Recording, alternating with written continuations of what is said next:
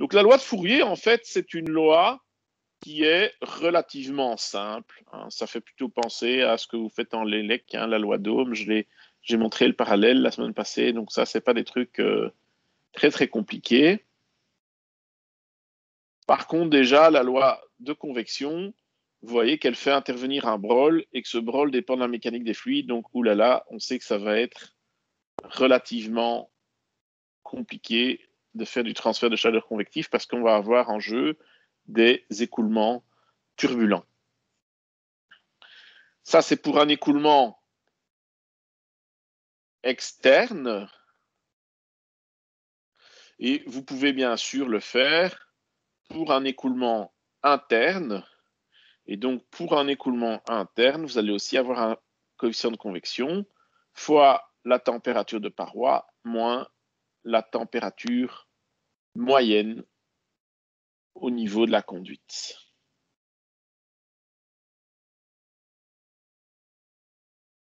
Attention, ce ne sont pas exactement les mêmes définitions dans le cas d'un écoulement externe et dans le cas d'un écoulement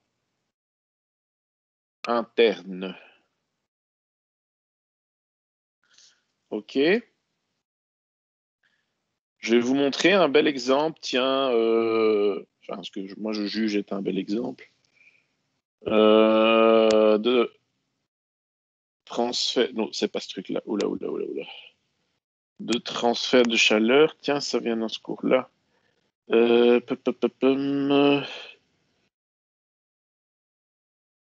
Là, typiquement, ici, je vais prendre une capture écran de cette affaire-là.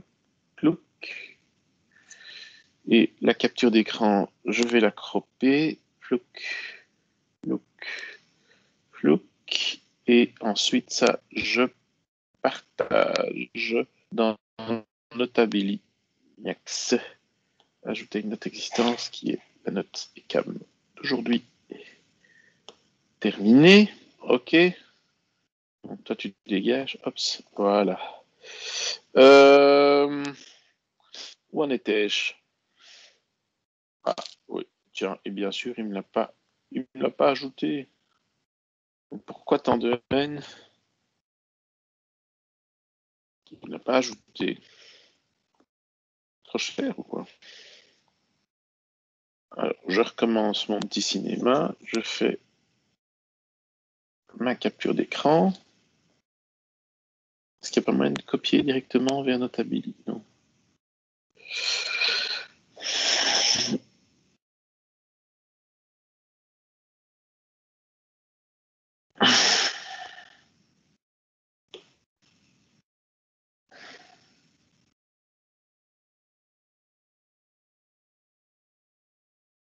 Voilà, il me l'a bien dit pourtant.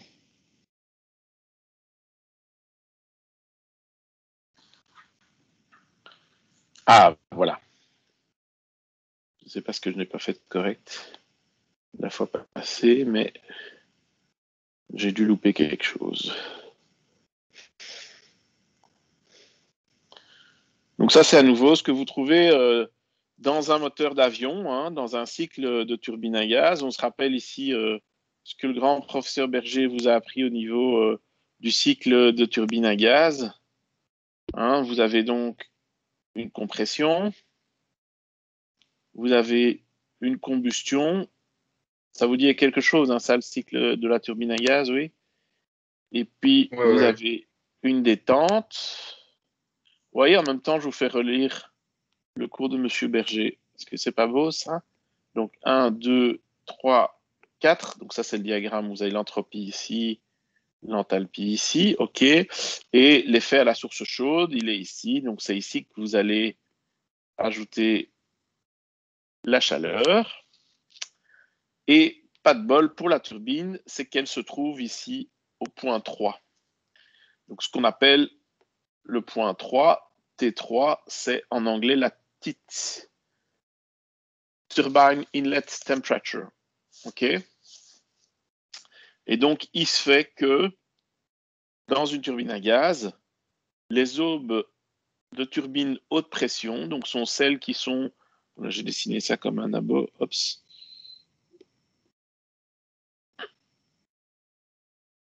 Les aubes turbines haute pression, donc, sont celles qui sont juste après la chambre de combustion. Eh bien, elles se prennent les gaz qui sont à la température T3. Et cette température T3, ben, c'est la température la plus haute du cycle. Et à l'heure actuelle, ces températures T3 dans des turbines à gaz industrielles, elles vont entre 1300 degrés Celsius et 1600 degrés Celsius. Ce qui est, bon an, mal an, 400 degrés au-dessus de leur point de fusion. Ça, je vous avais déjà donné l'exemple l'autre fois. OK. Ces petits profils aérodynamiques là. Chacun développe 700 chevaux, c'est la puissance d'une Formule 1. C'est dans un moteur d'avion au décollage. Une aube comme ça, c'est 700 chevaux et c'est 200 000 € en fait. Donc, ce sont des objets qui font l'objet, enfin, ce sont des objets qui font l'objet de développement technologique très poussé et il faut effectivement les refroidir. Et pour les refroidir, on fait de l'aérodynamique interne, c'est-à-dire qu'à l'intérieur des canaux de ces aubes, on fait circuler de l'air dans des canaux internes. Et dans ces canaux internes, il y a ce qu'on dit en anglais des turbulateurs, ce qu'on dit en français des pontets. Et ça va doper. Alors, ils peuvent être disposés de manière rectiligne, de manière inclinée ou en chevron. Et ces pontets, en fait, ils vont créer un écoulement turbulent. Et vous savez comme moi que la turbulence permet de doper le transfert de chaleur.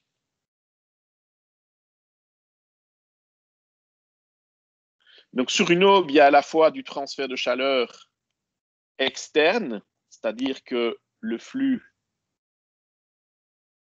va céder de la chaleur à la paroi. Donc là, vous avez du transfert externe. Et dans les canaux de refroidissement, ici, à l'intérieur des aubages, eh bien, vous allez avoir du transfert interne. OK? Donc ça, c'est pour bien vous montrer la différence entre du transfert de chaleur externe et du transfert de chaleur interne. Ça va? Et pour un écoulement interne, vous allez avoir que la température moyenne est définie comme 1 sur la vitesse moyenne fois l'air fois l'intégrale sur la section de la vitesse fois T fois dA. Donc cette température moyenne prend une définition particulière. On verra plus tard la cause de ceci.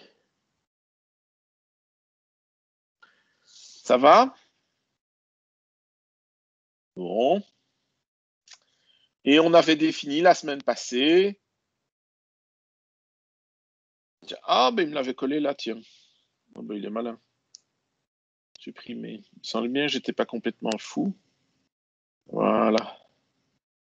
Et la semaine passée, on avait regardé le transfert externe et on avait dessiné les profils de vitesse et de température et on avait défini le coefficient de convection en disant que au niveau de la paroi, je vais refaire le petit dessin ici, donc au niveau de la paroi,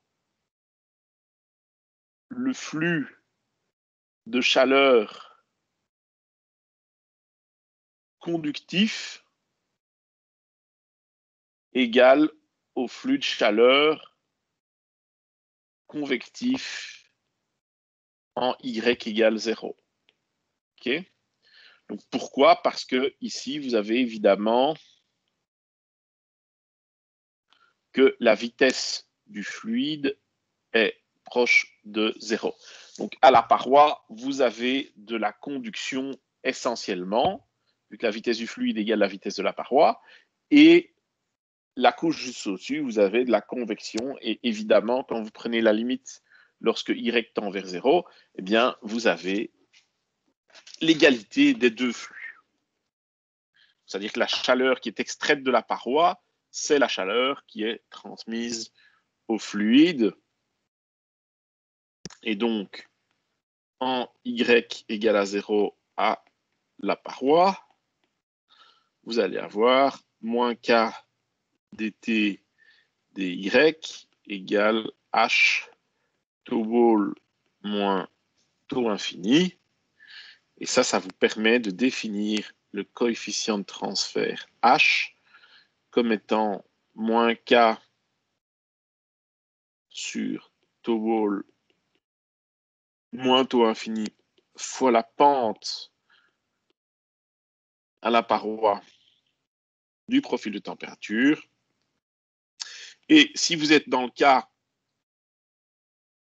d'un écoulement interne, eh bien dans ce cas-là, c'est la température moyenne qui doit être prise en compte. Ça vous permet de définir le coefficient de convection qui, lui, est exprimé en watts par mètre carré par Kelvin. Ça va? Et alors, on a quelques valeurs ici. Pour un écoulement, par exemple, convection naturelle, un gaz, par exemple, vous allez avoir des valeurs qui varient entre 3 et 25 selon l'écoulement est plus ou moins turbulent. Hein. Puis vous avez les convections dans la table 5.2 pour de l'eau, la vapeur. Vous avez des coefficients H qui vont de 10 exposant 5, de 3 à 10 exposant 5. Donc ça dépend vraiment de l'écoulement. Ok, maintenant on va parler de quelque chose d'important. Et ce sont les conditions initiales et les conditions aux limites. Alors quelqu'un, vous qui avez eu cours avec le grand professeur Ilewar, quelqu'un peut me dire ce que sont les conditions initiales et les conditions limites pour un problème physique, de physique mathématique plutôt. Ce qui se passe en 0 et en plus l'infini. Alors, ce qui se passe au temps... Oui, mais en 0 de quoi? Les conditions initiales, c'est ce qui se passe au temps t égale à 0. Et les conditions aux limites, c'est ce qui se passe au bord du domaine. Donc, ce n'est pas exactement la même chose, en fait. Les conditions aux limites, rappelez-vous, hein, quand on a fait l'écoulement de Poiseuil, on en a imposé des conditions aux limites. Donc, rappelez-vous l'écoulement de Poiseuil. Hein, vous avez ici la belle parabole. Et les conditions limites, c'était que l'écoulement, la vitesse du fluide égale vitesse de la paroi. Ça, ce sont des conditions limites. Les conditions initiales, c'est imposer la température en T égale 0. Vous devez partir en fait en T égale à 0. Si on veut marcher une solution dans le temps, on doit connaître la solution initiale. Par exemple, l'évolution de la température en une dimension s'écrit comme ceci, on va le démontrer. plus tard, mais ici, je l'utilise déjà. Évolution de la température 1D s'écrit comme ceci. Et donc, vous avez besoin de connaître la température pour tout x au temps t égale à 0. Si vous voulez résoudre ce problème, vous avez besoin, donc si j'ai un domaine qui, par exemple, une barre métallique entre x égale à 0 et x égale à L, vous avez besoin de connaître la température en x égale à 0 et pour tout temps, et la température en x égale à L et pour tout temps. Mais vous pouvez aussi utiliser d'autres conditions et vous pouvez fixer le flux, vous pouvez fixer la puissance thermique que vous injectez ou que vous retirez, Q seconde égale moins K dt dx en x égale à 0, ou Q seconde L égale moins K dt dx en x égale à L. Et là, on va vous montrer un petit peu les règles pour fixer ces flux, enfin ces conditions frontières. OK.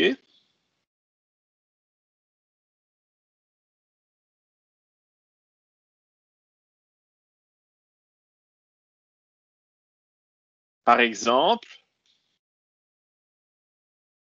si vous avez Q seconde égale à 0, ça veut dire que c'est une paroi qui est isolante.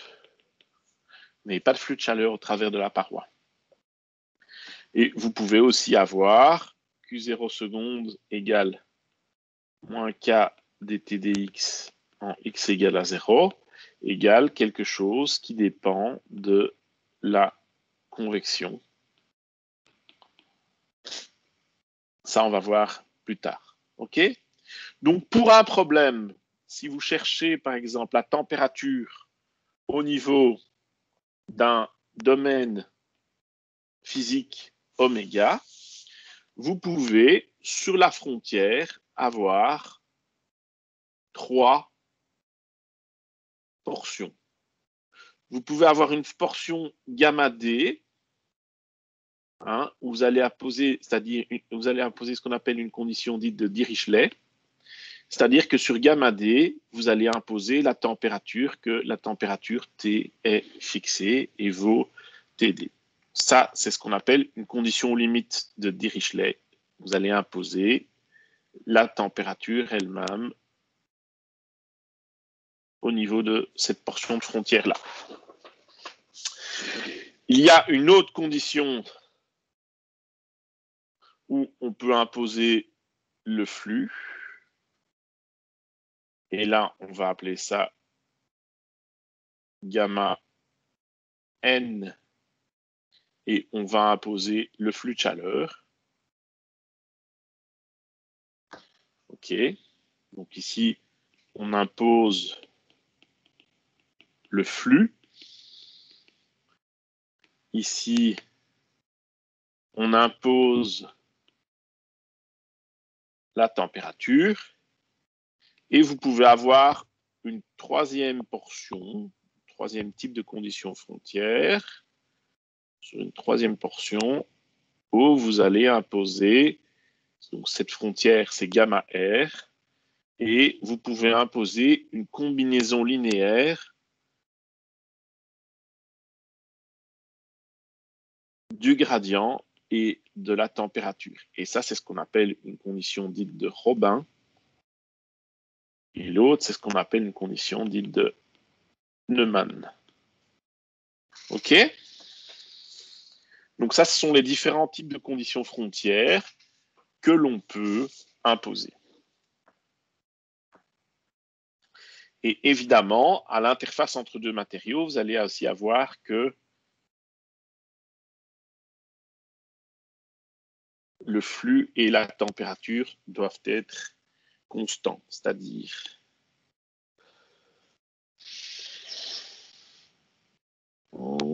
Ça, on a fait. Ça, voilà, ici. Donc, au niveau d'une interface entre deux matériaux, par exemple de l'acier et de l'huile, ou de l'eau et de l'huile, ou de l'acier et du bronze, à l'interface entre les deux matériaux, vous devez avoir l'égalité des températures, mais vous devez aussi avoir l'égalité des flux.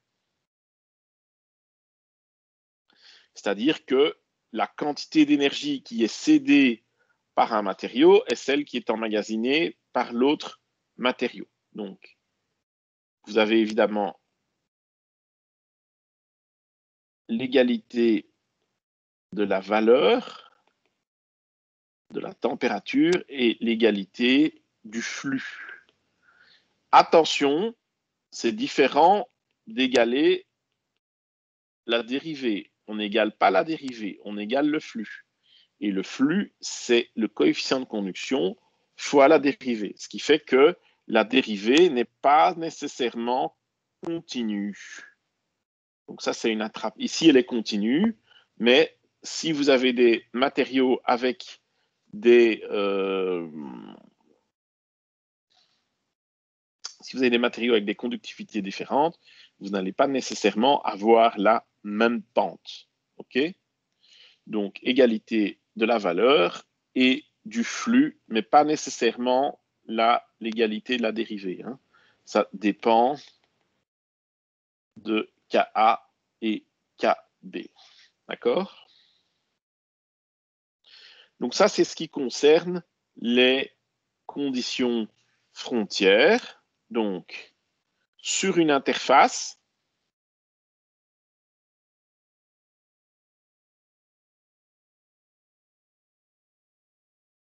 je ne sais plus comment je l'ai appelé, oui, c'est ça, x0, vous allez avoir que t de...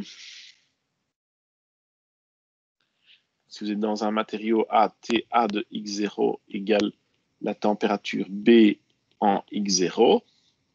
Et vous allez avoir moins Ka dt dx en x0 égale moins Kb dt dx en x0. Ce qui veut dire que Ka différent de Kb implique que dt dx en x0, côté A, j'ai envie de dire, est différent de la pente dt dx en x0, côté B. Ça va? Oui, ici, en fait, j'aurais mieux fait faire A et B, ça aurait été plus clair. Voilà. A, B. D'accord? Est-ce que vous avez des questions par rapport à ça? C'est relativement important.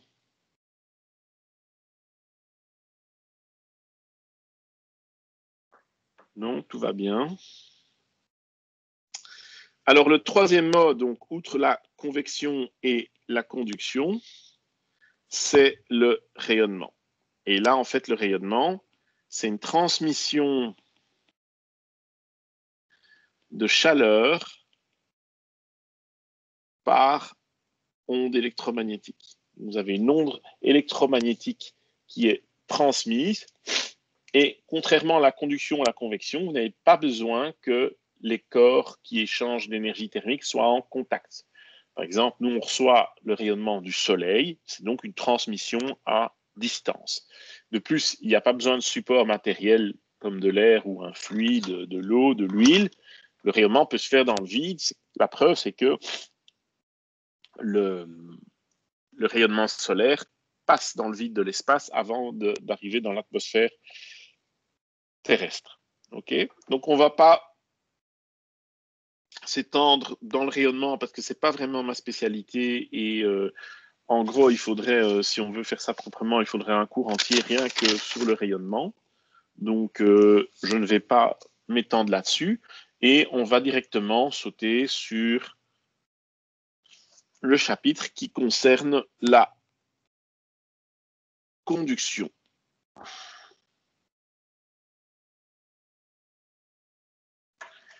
Et pour ça, on va s'intéresser à un volume de matière. Donc ça, je vais recopier la petite image ici, parce que ce sera, à mon avis, plus simple. Pop, pop, pop, pom.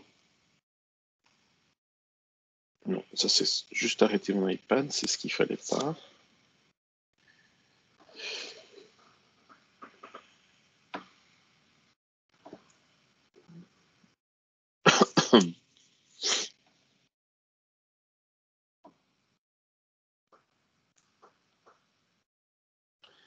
Voilà, je croppe. Gna, gna, gna. Et je balance ça vers Notability. Ajouter la note du 24 mars. Importer. Terminé.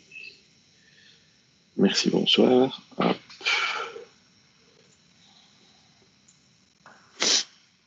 Youpla.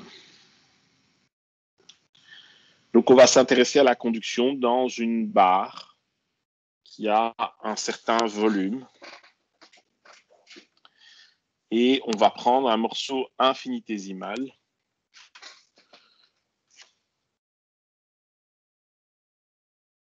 de cette barre pour pouvoir établir l'équation de conduction. Alors, si on regarde un morceau infinitésimal et qu'on fait un bilan d'énergie selon le premier principe appliqué à cette barre, on va avoir en fait que Q seconde, donc dans la direction X, Q seconde en X plus delta X, moins, donc ça c'est ce qui rentre, c'est ce qui sort en X plus delta X, moins Q seconde X, non je me suis trompé, c'est ce qui rentre moins ce qui sort, bien entendu. Donc, ce qui rentre comme énergie en X, c'est Q seconde X, moins ce qui sort, Q seconde en X plus delta X, fois, mais du coup, on est en X, donc delta Y fois delta Z. Je fais la même chose sur les autres directions. Il n'y a pas de raison de privilégier une plutôt qu'une autre. Q seconde Y moins Q seconde Y plus delta Y, fois du coup delta X, delta Z, plus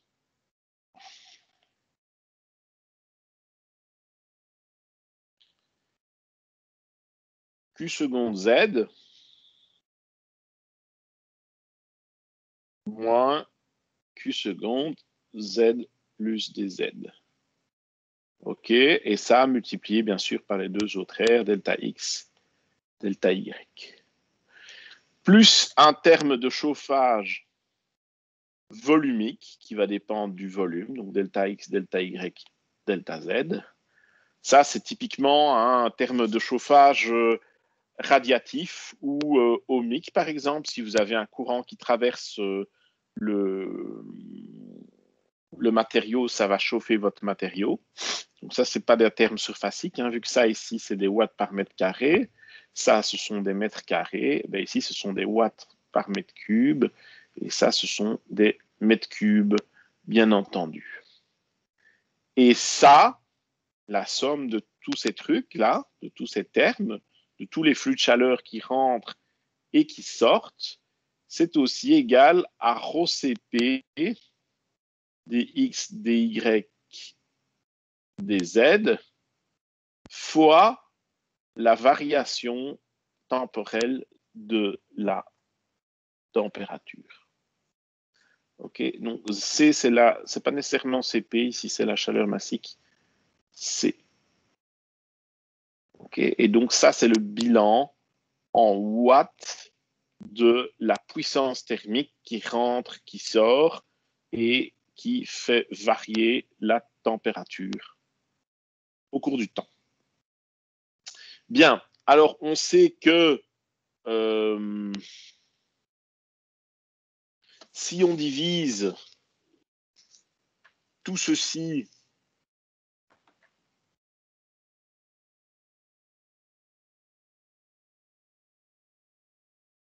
par delta x, delta y, delta z. Donc ici, je vais tout diviser par dx, dy, dz.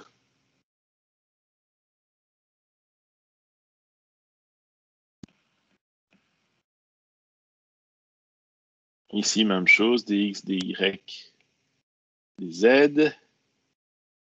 Ici, même chose, dx, dy, dz. Dx, dy, dz. Et ça, je peux toujours faire. Je vais obtenir une nouvelle équation. Ah non, j'obtiens la même équation, en fait, mais sous une forme différente.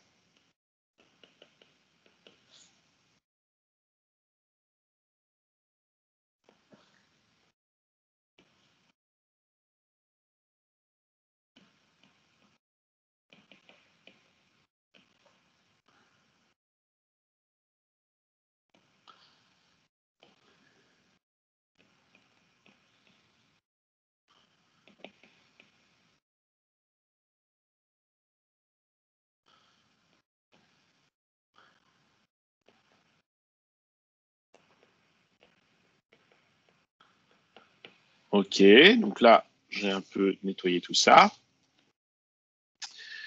Et je peux définir, en utilisant la définition de la limite, je peux dire que la limite, lorsque delta x tend vers 0, de qx seconde moins qx plus delta x sur delta x, ça va être égal à la dérivée dans la direction x de qx.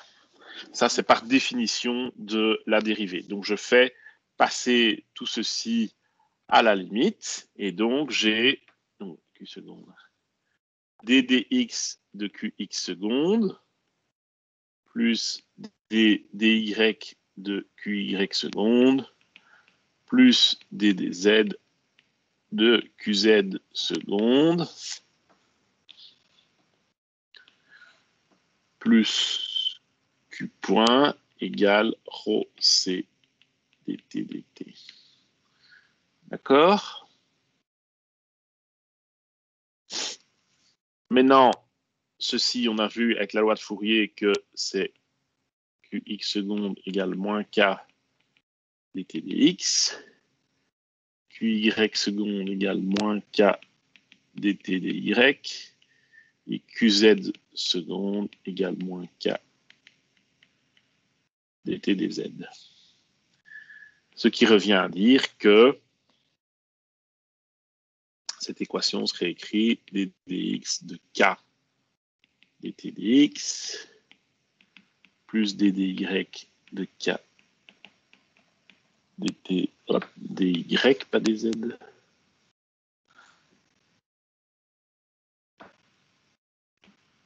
plus ddz de k dt dz, et plus le terme volumétrique égale rho c dt dt. Là, vous aurez reconnu que si k est constant, je peux sortir le k de la dérivée à chaque fois.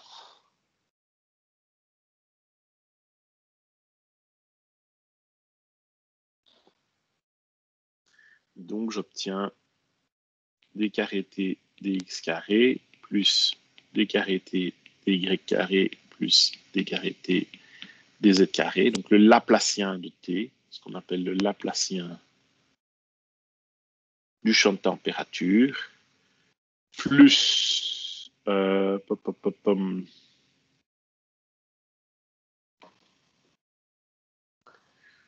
q point sur k égale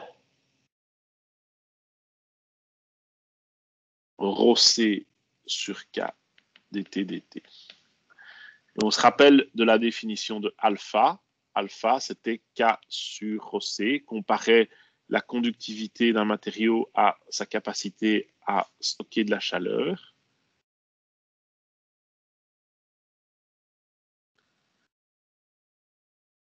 Et donc, on obtient plus simplement l'équation de la chaleur comme dt dt égale alpha laplacien de t plus q point. Donc ça, c'est ce qu'on appelle l'équation de la chaleur.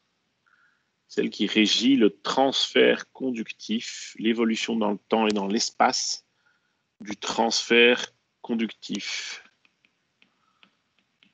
Donc c'est une équation très importante en physique mathématique. Ça s'appelle l'équation de la chaleur. Monsieur, Ouais. le K qui était lié au Q à l'équation au-dessus, il est passé où? Parce qu'ici, on avait le double Laplacien. Il est toujours là. Merci. Pardon. Le refaire proprement, il est toujours là.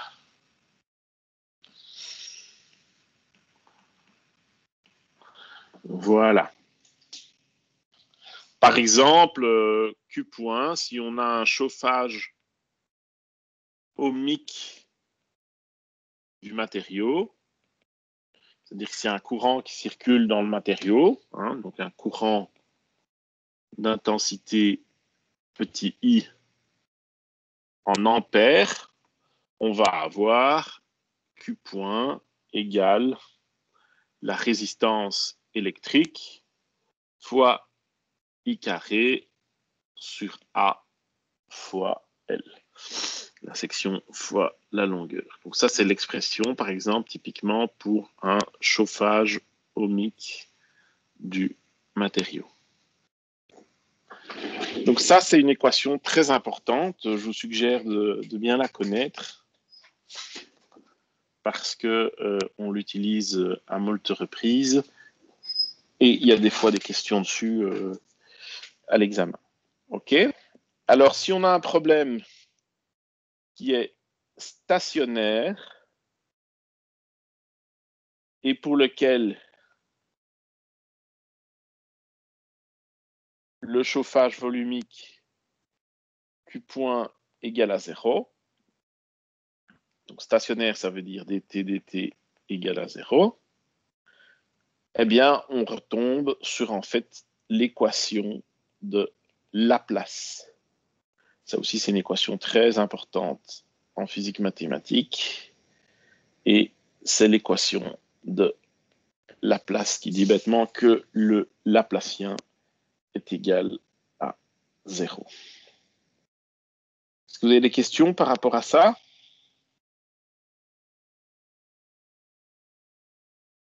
Non. Oui, moi j'ai une question, monsieur. Oui. Un peu plus haut dans vos notes, vous avez écrit Kx est égal à moins K dt dx. Mais le moins, il a disparu. Où exactement?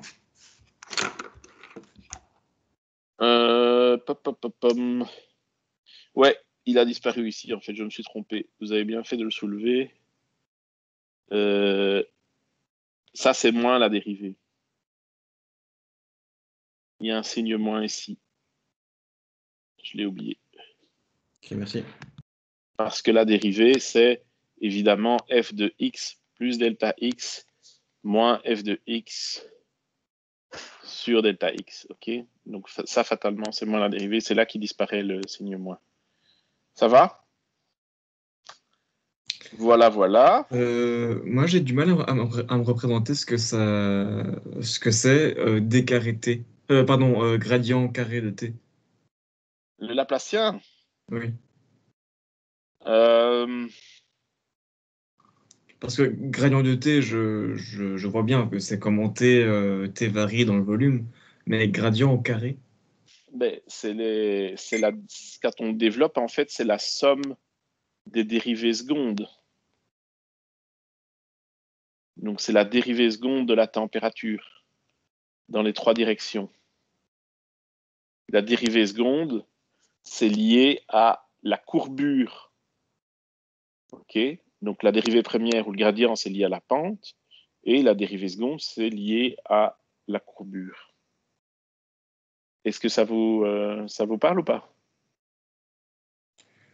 Oui. Par exemple, si on est en une dimension, on va faire maintenant l'équation de Laplace, c'est d carré t dx carré égale 0. Ça veut dire que t de x n'a pas de courbure. Ça veut dire que t de x, alors, c'est quoi? Une courbe qui n'a pas de courbure, c'est Une droite. une droite. Voilà, ça va être une droite. Donc, c'est la courbure, quelque part, du champ de température dans les 3 directions. Ça veut dire qu'ici, la température, elle évolue de manière proportionnelle, vu que c'est une droite. Oui, ça, je vais vous le montrer là tout de suite. OK?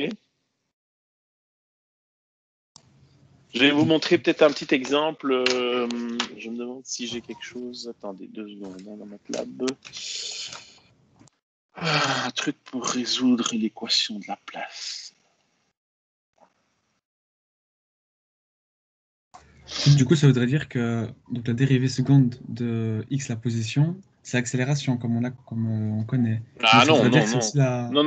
l'accélération, c'est la dérivée dans le temps, là. La dérivée seconde dans le temps, il ne faut pas confondre.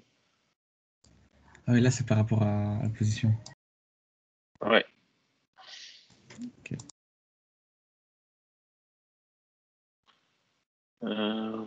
Comment est-ce que...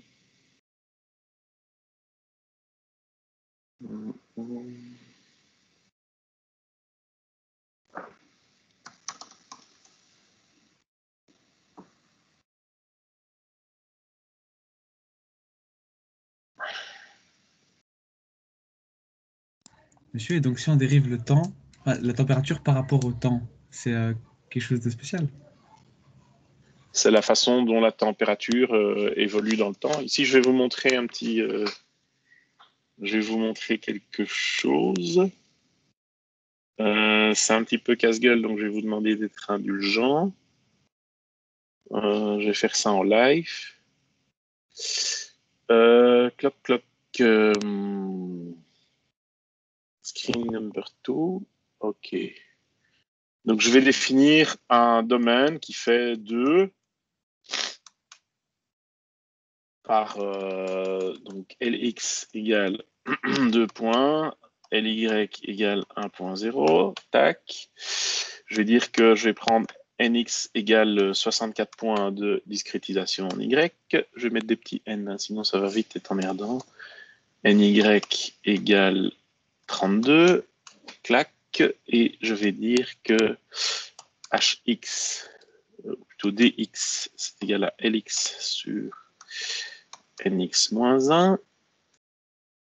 Ça, c'est le pas de discrétisation en Y. Et ça, c'est le pas de discrétisation en X. Ly sur, du coup, Ny moins 1. OK.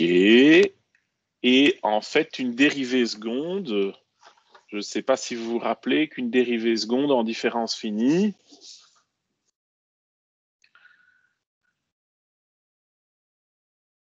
vous avez eu un cours sur les différences finies, oui, en première, je pense.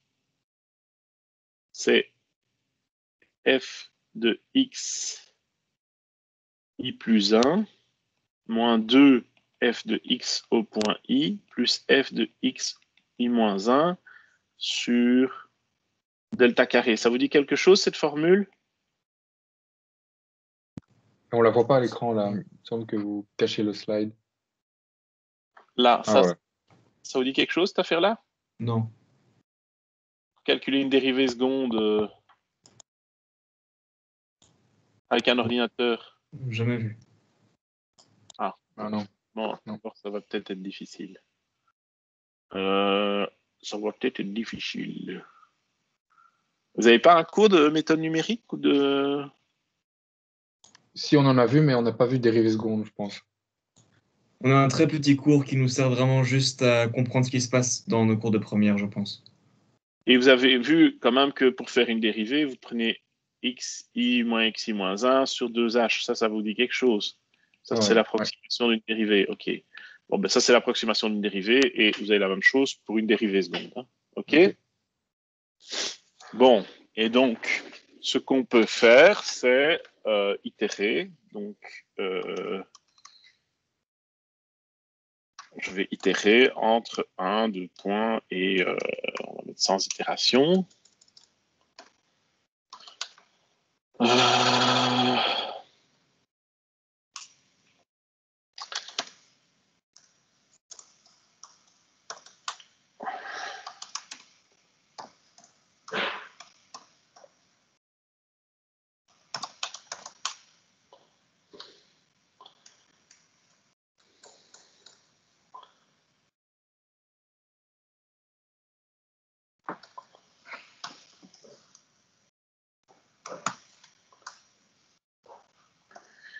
Alors, à partir de ces deux formules-là,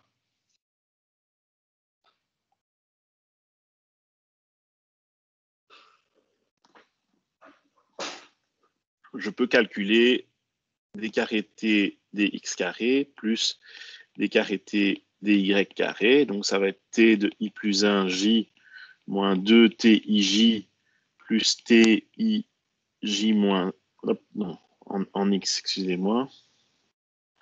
Donc, si je définis une grille, OK, une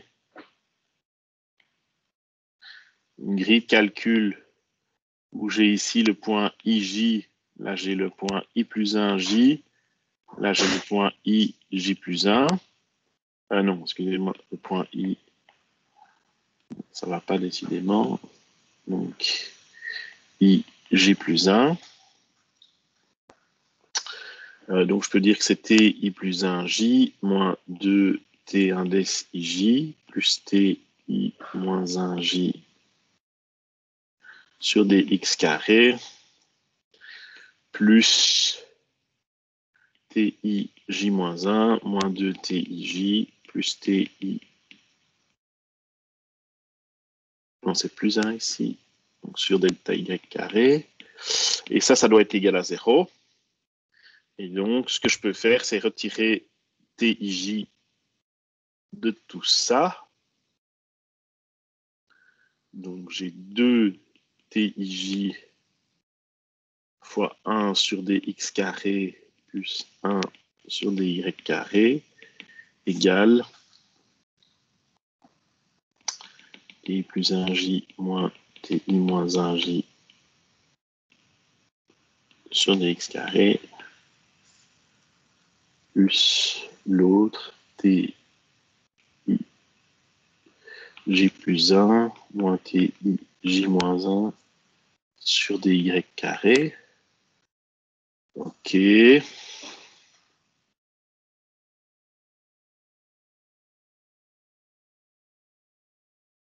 à partir de là, je peux définir une formule d'itération qui dit que TIJ, donc je vais définir le module M comme étant égal à 2 fois ce truc. Alors, on va dire que 1 over dx2, c'est 1 sur dx au carré, et 1 over dy2, c'est 1 sur dy au carré, et l'autre, c'est 2 fois 1 over dx2 plus 1 over dy2. OK. Vous avez oublié l'accent circonflexe pour dy. Ah oui. OK, et donc TIJ égale 1 sur ce module M fois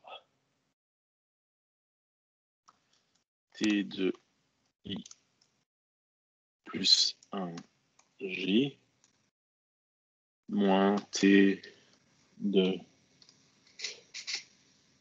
Je vais les appeler aux1 et aux2, ça va être plus simple. Vous allez dire que c'est peut-être une petite digression qui va vous servir à rien, mais en fait, ça va vous permettre de voir un peu ce qu'on a besoin en fait en termes de conditions frontières. Et là, l'ordinateur, je vous garantis qu'il ne va pas nous pardonner si on oublie quelque chose.